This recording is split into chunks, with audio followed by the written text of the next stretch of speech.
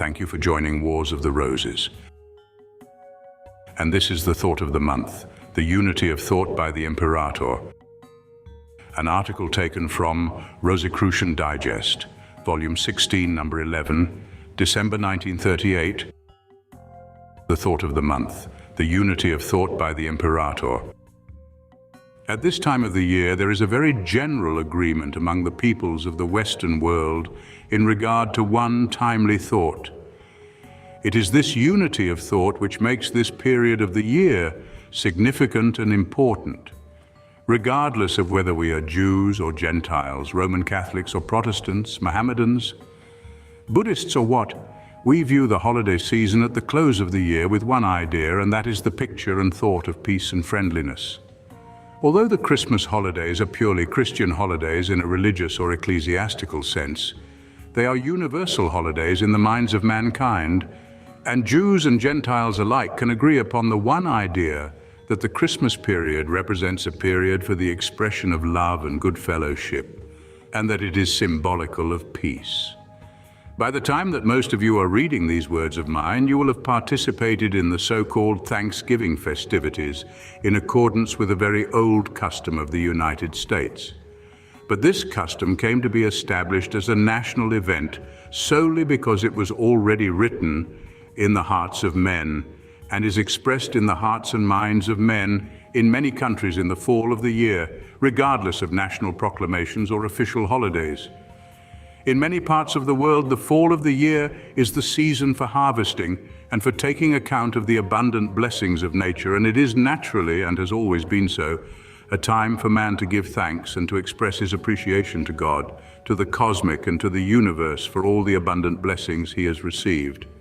And the Christmas period too was really a sacred or symbolical holiday in the minds of many millions of human beings long before December 25th was established and proclaimed to be the birth date of Jesus the Christ. In antiquity, we find that on this day it was customary to free prisoners, to give gifts freely to friends and acquaintances, to make merry and to rejoice and express in every possible way the idea of goodwill and peace. And this year we can all be thankful that the spirit of peace has again manifested itself, even though we may feel that it is of short duration and is only a temporary condition.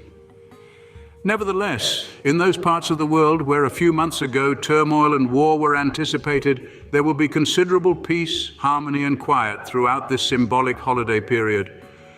And it will afford many thousands upon thousands of individuals an opportunity to express the period of peace and to give gifts and to be friendly and to make the world a little happier for a few days. It is more than passing strange that mankind from the dawn of civilization has liked to focus his spiritual and human expressions into certain concentrated periods of time and to establish certain holidays for the expression of those human emotions which are universal and humanitarian. This is more than likely the reason for the creation of holidays and the intense expression of the ideals of those holidays within a limited number of hours. Certainly mankind has always loved peace and friendliness, and has preferred it to turmoil, war, and unhappiness. And yet instead of man attempting to express this love for peace and this spirit of friendliness and kindness on every day of the year and in every possible way, he has permitted himself to enter into war and strife on the majority of the days of each year, and then suddenly has become quiet, passive, and friendly for 24 hours more or less, while he celebrated or participated in the celebration of some definite day, devoted exclusively to the expression of that which should have expressed itself throughout the year. Therefore, while man should feel, and the majority of men do feel, a thankfulness to God and the cosmic for their abundant blessings throughout the year, by mutual agreement they focus most of that expression upon one day and await a national or official proclamation. As to just what day in the year such expression should be given more intensified manifestation, in the Western world, that one particular day is called Thanksgiving Day. In many other countries, there are similar days with different names, and the same is true in regard to the expression of peace and kindness. In the Christian world, Christmas Day is a day of celebrating the birth of the greatest advocate of peace and brotherly love that ever lived. A large portion of mankind has come to believe that the whole spirit of peace and brotherly love was symbolized and expressed to the greatest degree in the consciousness of one great divine leader who lived at a certain period of the past. But throughout the year, man seems to forget that in the consciousness of every human being, both Gentile and Jew, Protestant and Roman Catholic, and in the hearts, minds, and consciousness of others,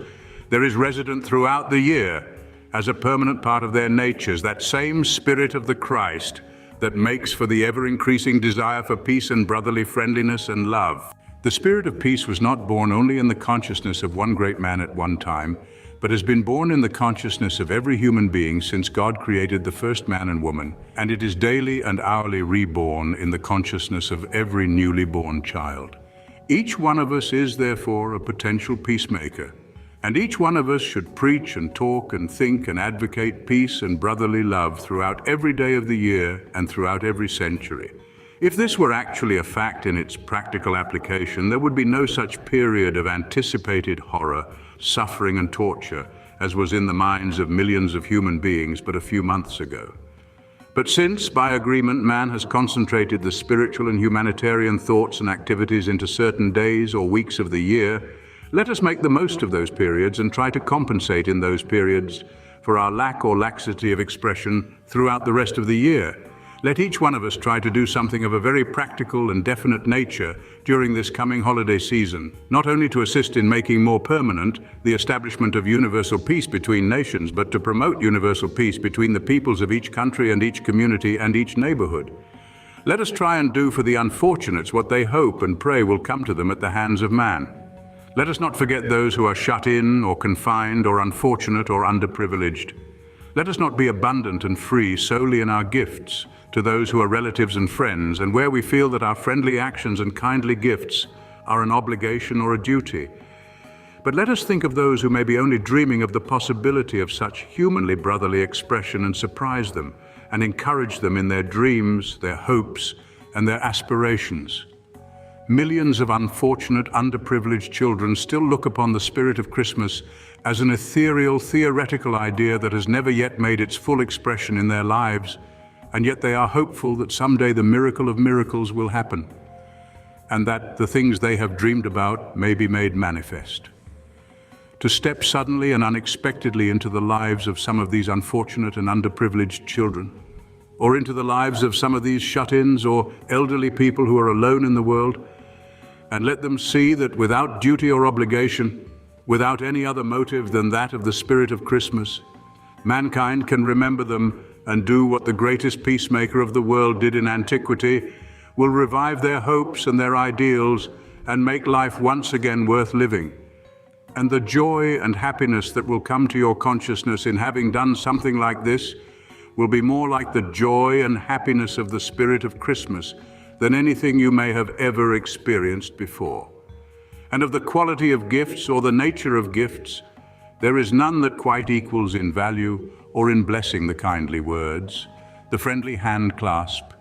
and the sympathetic attunement or companionship which you might give of yourself and from yourself to some of these in a few hours at no material cost whatsoever. It is not the material value of a material gift that always expresses the real spirit of the period. Many who are shut in or isolated or separated, or many children who are underprivileged and forgotten and neglected, have no way or means by which to judge the true material value of any material gift that may be given to them. But their hearts and minds will always adequately evaluate the spiritual quality of the immaterial gift that comes from your heart and your mind. So do not forget this, and as an additional expression of your appreciation and thanks for life itself, and the many opportunities you have of utilizing it, give something of your heart and mind and joy to those lonely, saddened and underprivileged persons, young or old, who are close by in your neighborhood or who can be found by you, and who may even now be trying to convince themselves that the real spirit of Christmas is not something that is forgotten or limited, but is universally abundant and humanly given by those whose expressions count the most, namely, those who are not motivated either by duty, obligation, or any other idea than that of permitting the spiritual self within to expand and develop the spiritual qualities of all mankind. Thank you for watching, and please don't forget to share, like, subscribe, and comment, and if you can, please consider donating to Wars of the Roses. Links to PayPal and Patreon are in the description. Thank you so very much.